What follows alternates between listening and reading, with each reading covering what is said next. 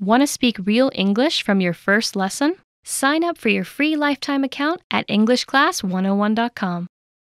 Send your questions here. Send your questions to me at this website. This website, please, so I can find them all in one place. Hi everybody, welcome back to Ask Alicia, the weekly series where you ask me questions and I answer them. Maybe. First question this week comes from Isaac Alexander again. Hi Isaac. Isaac says, hi Alicia, what's the difference between store and shop? Store and shop. I think this question is about nouns, the difference between the noun store and the noun shop. In American English, there's really no difference between the two. However, we tend to use store more often than shop. As verbs, however, they're quite different. To store something means to keep something away, like to store something in like a cupboard, or to store something in your house, or to store something in a storage unit.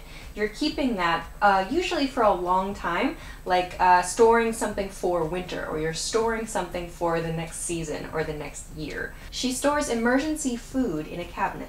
They stored meat over the winter.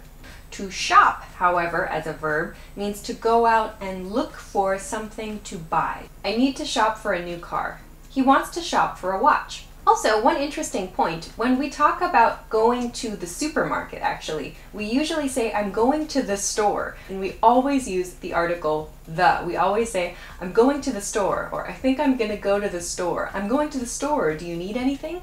The store means like the supermarket or like the neighborhood store where most everyday goods are sold. Next question comes from Danny. Hi Danny. Danny says, thanks for your Q&A every week. My question is about the nuance of I take time, and I spend time. I don't really know how to use them correctly. Okay, sure. So take time and spend time. Before we talk about those, let's talk about an important idiom that's related to this topic. When we say the expression take your time or take one's time, it means do something but not in like a rush. It means do something at a leisurely or easy pace. Examples. She took her time choosing a sofa. You took your time at the mall. We took our time shopping. So now let's look at spend time and take time. The verb spend is also used with something like money, right? So when we use spend with time, we can kind of think of spending time like you're spending a resource, the same way you spend money as a resource. So it's like we have this resource of time and we choose to spend our time on some activity, doing something. So we're spending this resource that we have on an activity. Examples. I spent some time cleaning. They spent all day at the beach. We spent 4 hours on paperwork. Take time and take the time. Those are expressions we use when it's like we don't really have that time, but we decide we're going to use our time for that thing. So maybe it's not something that's necessary, or maybe it's not something we're responsible to do, but we choose to use our time that way. So take time is used typically for things that are maybe extra, that we don't necessarily have a responsibility to do, and that maybe it's difficult for us sometimes to find the time to do those things. If you want to sort of emphasize the importance of your time, the level of importance of your time, you can add the. Like, I take the time every week to blah, blah, blah. That sounds a little bit more like it increases how important your time is. So examples. I take time every week to exercise. She takes the time to visit her grandmother every day. We took some time, but we finally finished the report. So I hope that helps you a little bit. There are a lot of expressions related to take time and spend time and take your time. I mentioned find time and make time as well. Maybe this is something I can make a whiteboard video about in the future, some different expressions we can use with time. So thanks very much for the question. I hope that helped you. Next question comes from Dennis. Dennis, hi Dennis. What is the difference in pronunciation? Think, sink, thing, and sing. Great, nice one, nice question. A big pronunciation question. Lots of my students have this problem actually. Okay, so the difference here, think and thing both start with that TH sound. So I think I've talked about it in a previous episode of Ask Alicia, but think, that TH sound, if you have trouble making that TH sound, like in think and thing, you can kind of make it like an exaggerated. You can practice the pronunciation by doing it a little too much. So like put your tongue between your teeth like this, think, and then try to make the sound. Sink and sing don't have that tongue between the teeth, or the tongue doesn't touch the back of the teeth in the same way. Sink and sing don't have that pronunciation. Also, there's that ing sound at the end of sing, so your tongue moves towards the back of your mouth. So think and thing have the same beginning sound. Sink and sing have the same beginning sound, but thing and sing have the same ending sound. Think and sink have the same ending sound as well. Think, sink, thing, sing. It's good to practice maybe. It's difficult for me even, but those are some good pairs to practice your TH pronunciation on. Okay, I hope that helps. Thanks for the question. Let's go to the next question. The next question comes from Victoria. Hi, Victoria. Victoria says, please explain the use of something, anything, and nothing. Okay.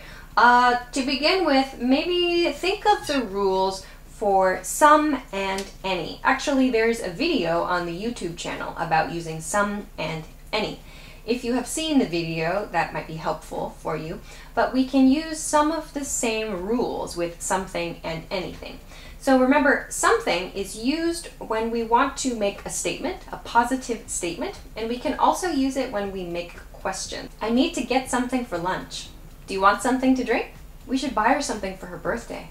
Then, just as with any, we use anything when we're making negative statements. We can also use this when we're asking questions. We want some kind of information too. Examples. I haven't eaten anything. Do you want anything? He didn't take anything to work. So the final word here, nothing. Nothing is used to mean zero. Zero of an object, zero of something. But we can use nothing in positive statements. So this is different from anything. Anything we use in negative statements, like I haven't eaten anything. Nothing is used in a positive statement. So there's not a not in that expression. Examples. I learned nothing in the lecture. He shopped all day but bought nothing. The police found nothing dangerous. I hope that helps you. Thanks for the question. Next question comes from Yukari. Hi, Yukari. Yukari says, how do you use will have done and will be doing? I want to know how to use these in situations. Yeah, tough grammar points. So these grammar points are the future perfect tense and the future progressive tense. Simply, the future perfect tense is used to talk about actions that will be finished at some point in the future. By my 50th birthday, I will have traveled to 50 countries. By 2019, I will have lived here for 10 years. By this time next month, she will have finished her project.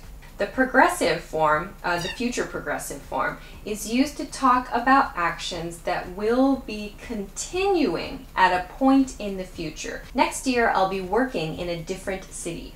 In summer of 2020, Tokyo will be hosting the Olympics. In 12 hours, he'll be sleeping. So I hope that helps. I know it's a very quick example, but maybe I can make some more lessons about this point in the future. Thank you very much for the question. Okay, so those are all the questions that I have for this week. Thank you so much, as always, for sending your questions. Remember, please send your questions to this URL, englishclass101.com/ask-Alicia. I can make sure to find all of your questions here. So if you have your question, please send it here, not in a YouTube comment. This is the way I can check everything. If you liked the video too, don't forget to give it a thumbs up. Come subscribe to the channel if you have not already, and check us out at englishclass101.com for some other resources for your English studies. Thanks very much for watching this episode of Ask Alicia, and I will see you again next week. Bye bye!